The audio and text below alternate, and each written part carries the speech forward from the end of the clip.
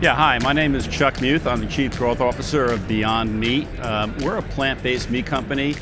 We're trying to ask the following question. If we could make plant-based meats that had the same texture, color, taste, aroma as an animal counterpart, but offered better health benefits, less environmental impact, and of course, protection of our animals, why wouldn't you consider eating those products?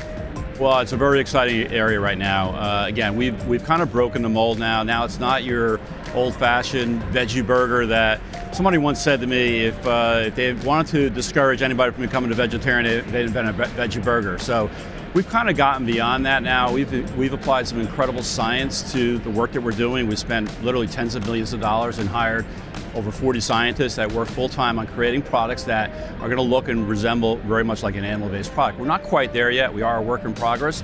I think you're seeing other competitors coming in today. I think it's going to push everybody. Many other brands, big companies are trying to get involved right now. So that's pretty much validation of what we're doing is good stuff, and there's a future in that category. The category itself continues to grow, so it's having a big impact. Food service is where we want to focus first because that's where many consumers try it for the very first time. So food service has always been our first focus. We do retail as well, but we start with food service. What makes food service interesting is that you have a lot of very progressive chefs out there and owners and senior management companies that they understand today's trends. They get it more than anybody else. So that makes it very interesting for us to be able to talk to these chefs and these owners in terms of where this is going. And it's not just them. It's obviously their consumers, their guests that come into their restaurants that are looking for these type of products. They're looking for healthier products. They're looking for things that are better for the environment. And of course, they're looking for things that don't have to harm animals in order for them to be fed. It's a growing space right now.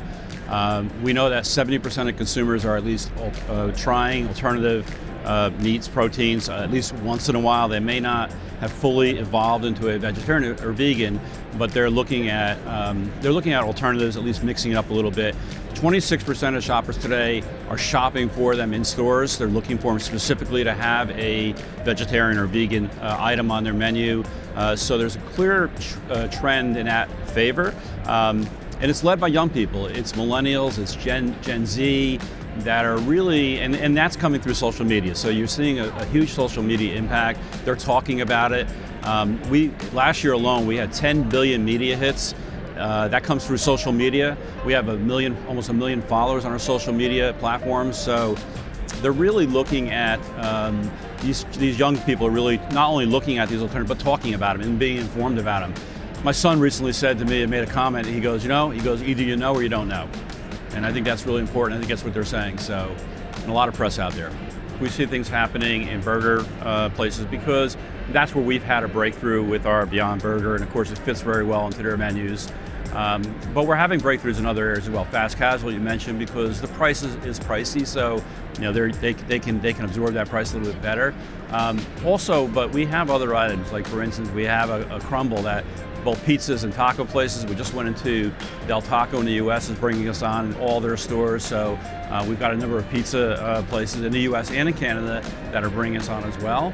Well, A&W has been a wonderful partner. They launched last summer with a very strong media campaign. They came back with another media campaign in the fall. It's been a good success for us and for them as well. They recently, on their earnings call 2 weeks ago, they had a big year, double-digit growth in earnings and sales. They attributed that to the Beyond Meat launch in the stores. So that's incredible validation for what we're doing, but it's also validation of where the consumers are headed right now, that they made A&W a destination because that's where they could get our products, and they made that abundantly clear to consumers and their guests. So really great for us, but of course great for A&W as well. Well, health and wellness has been an ongoing food trend. It's not something new. My previous position was at Coke. I led their Venture and Emerging Brand Unit, which is their innovation, largely health and wellness brands, fastest growing part of the business for Coca-Cola. So I think you can say that for pretty much any category, food and beverage. As far as plant-based meats, the one thing that is evolving is, used to be soy. You use soy as your main ingredient. Soy is an allergen. We elected not to use soy in our products. The Beyond Meat is using pea protein as a main protein source. However, in some of our new items, we have a second generation coming out. We're now using things like mung bean and sunflower seed, fava bean. So we're looking at other protein sources. These are very nascent, very immature supply chain categories right now. So I think in terms of trends going forward, I think you'll see more evolution into alternative protein, plant-based protein sources beyond just soy, or even beyond just pea protein that we're using today.